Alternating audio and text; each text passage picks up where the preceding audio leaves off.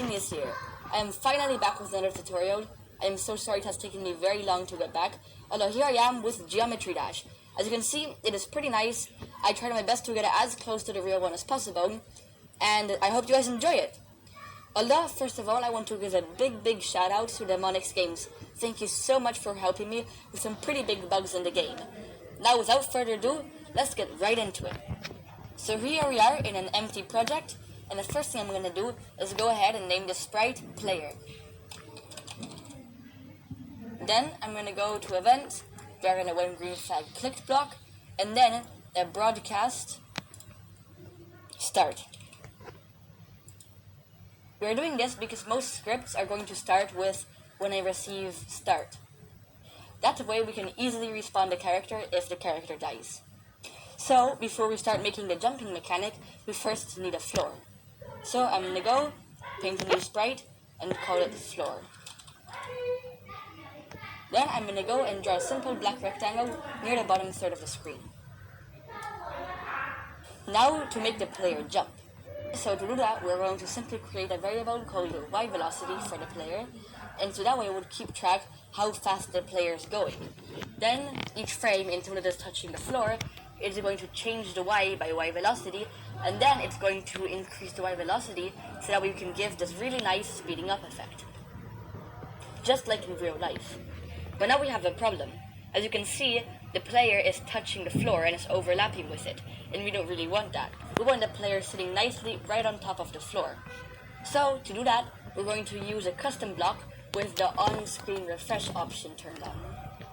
And so what our on-screen refresh block is going to do is that it's going to check if the player is touching the floor, then it's going to move up a tiny bit if it still is.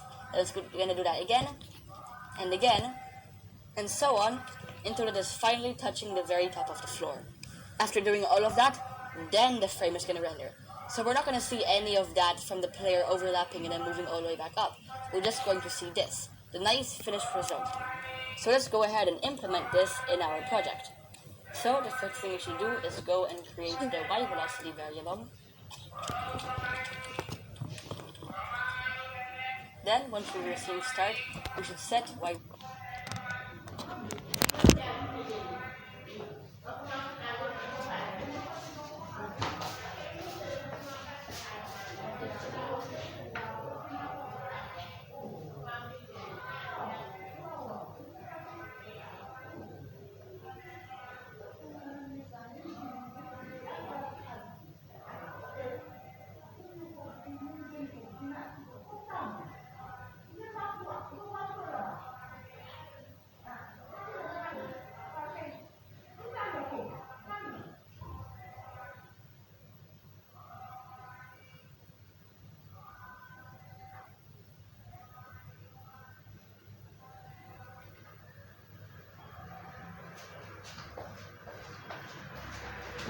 You did this to me. Velocity to 0. Then we should also set our position to something like x minus 100 and y 0, and reset our rotation. Then we can now create our custom block. I'm going to call it something like gravity, and make sure to check run without screen refresh. Then I'm going to drag the define block over here, and then I'm going to make it so that forever it will run gravity. Then in gravity, we're going to do what we said we were going to do earlier, which is change y by y velocity, and then we're going to change y velocity by something like -1. Then we're going to check if we're touching the floor, so we're going to go to control, and if touching floor, then what we're going to do is we're going to repeat until we're not touching the floor, change y by 1. And then we have to make sure we're setting y velocity back to 0. So now if we go ahead and test this, you can see that we have a pretty nice gravity.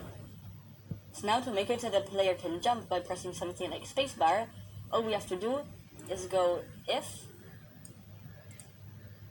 key stays pressed, we're then going to set the velocity, y velocity, to something like 10. Now if we go ahead and test this, you should see that we can jump. Cool. Now at this point we're probably going to start replacing the cat and the floor with actual Geometry Dash sprites.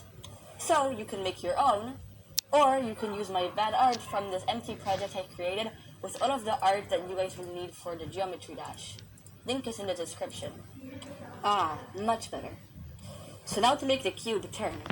So it's actually really simple. All we have to do is make it turn something like 16 degrees.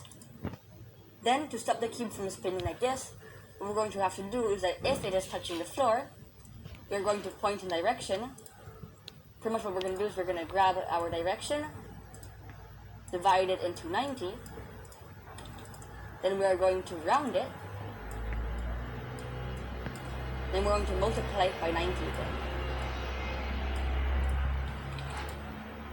Pretty much what this does is that it will snap the cube's rotation to the nearest 90-degree angle. So we're going to point in that direction, and we're going to point in that direction if we are touching the floor. Nice! So now if we jump, you can see that the cube spins, and then it will snap to the nearest 90-degree angle once it touches the floor.